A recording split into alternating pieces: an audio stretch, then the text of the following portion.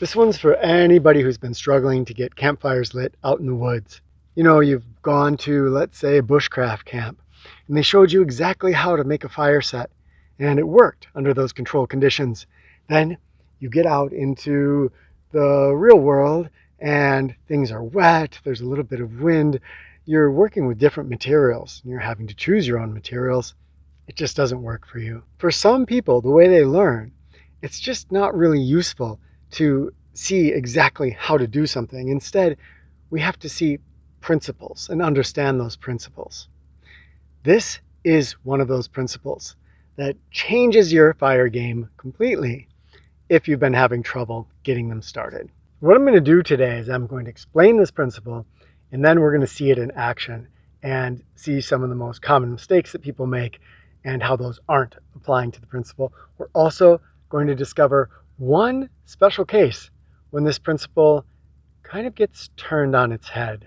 Here's this principle. It sounds very simple on the surface, and actually it kind of is, but for some reason it doesn't seem very intuitive to the modern mind. In fact, this is the biggest mistake I see people make over and over again out in the woods when they're trying to start a fire.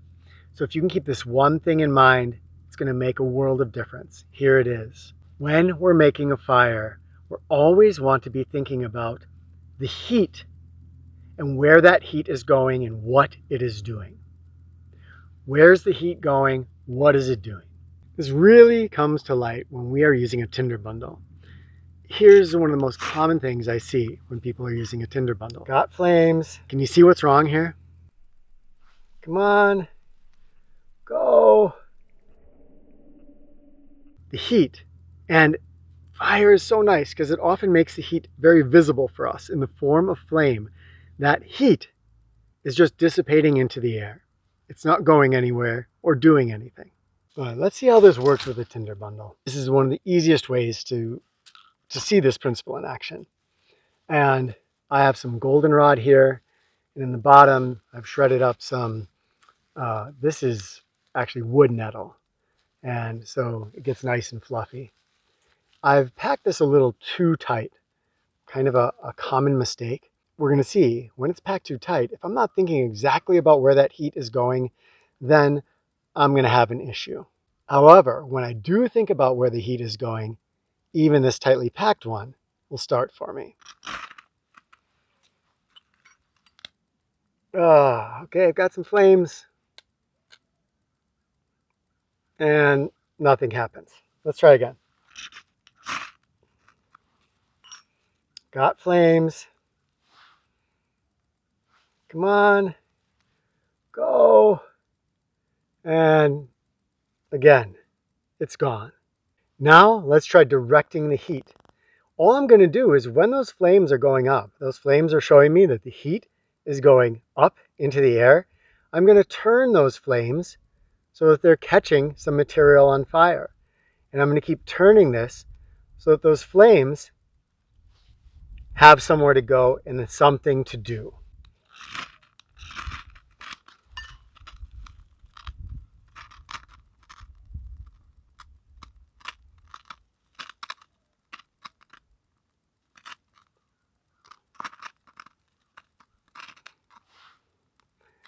A lot of times people are pretty afraid of that fire. Remember, this fire is cool because it's not a hardwood. This is just pretty light stuff.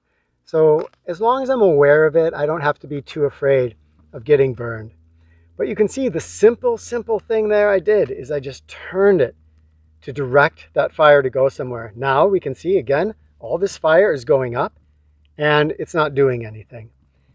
I would want this to be in my fire set and that fire to be directed, that heat to be going right onto a graduated series of materials. If you remember this simple principle when you are working with a tinder bundle or when you're starting a fire, we can't have those flames licking up and just touching the air. Always, where is that flame going? What is it touching? Maybe this sounds too simple, but next time you're out struggling with a fire, try this principle. If you watch my video on learning to make friends with fire, it makes a huge difference because then we can get in there, we can start working with the flames and moving things so that that flame is being nurtured into life. When we're working with friction fire, this is all the more important because you've worked really hard for that little ember and you want to bring that ember into the life of a full fire. But it often won't happen unless we nurture it correctly. And even when you're just starting a fire out in the woods with matches, that same principle is going to apply. If that match lights and that flame isn't going somewhere, it's not actively doing something, you're going to go through match after match after match. So the thing to remember is don't set the flame on top.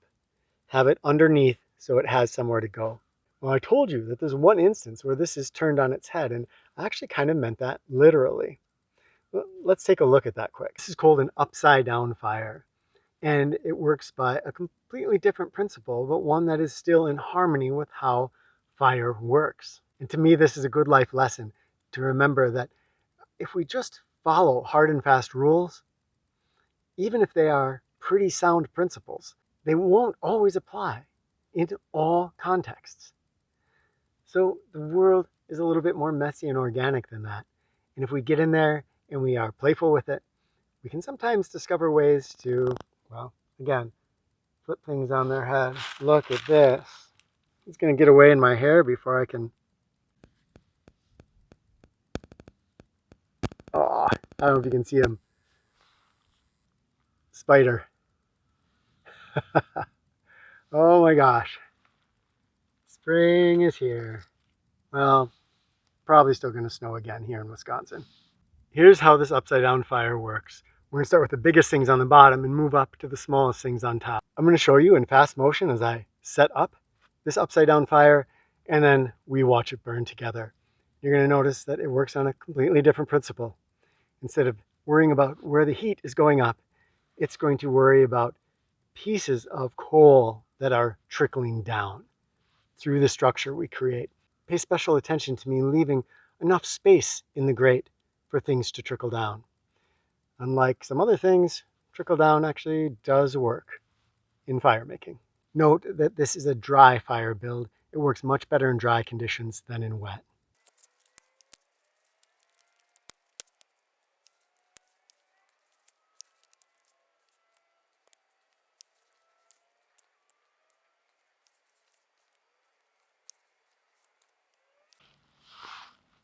And for the purposes of this demo, I'm just making a miniature fire instead of a regular sized one.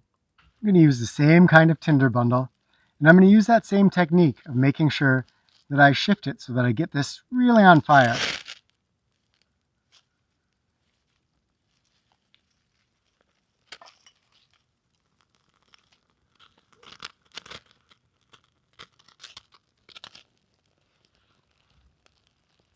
Now we'll see as this burns, all that heat's going up, but we're going to get a trickle down effect. I really have to make sure with this fire that I'm thinking about those gradients very carefully. These first sticks, these are white pine. They have a little bit of resin in them, so they burn really easily. They're going to take and they're going to drop their pieces down to the next layer. It might look like nothing's going to happen, but just wait and watch.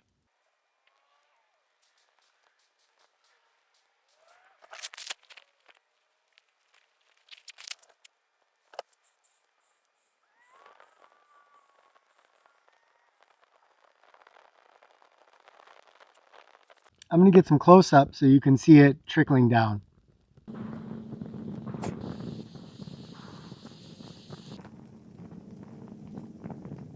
So there it is, one principle to change how your fires work in the woods. To practice this, go out, make yourself a tinder bundle. Make it a little bit too tight or with some materials that are even slightly damp. And challenge yourself to get some flames with a fire steel. And then right away, pick it up, turn it. See if you can get those flames to move up through the tinder bundle and be working to start a fire for you. All right, friends, thanks so much. I would love to hear from you in the comments. Tell me what you think of this, if this principle helps you out, and if you are a veteran fire starter, what's your go-to principle, trick, or tip that helps people to learn fire from you. All right, talk with you in the comments.